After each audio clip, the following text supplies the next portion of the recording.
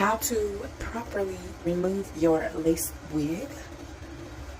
So let's see if it's ready to come up. I don't think. Okay, over here is still a little tight. So I seen some people that snatch their wigs off. This is what I use.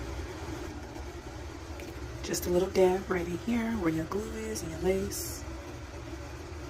A few drops all the way across.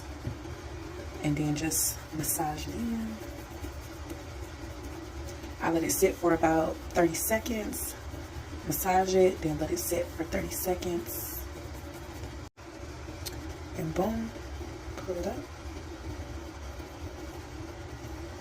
Take your clips out. Pull it off. There you go.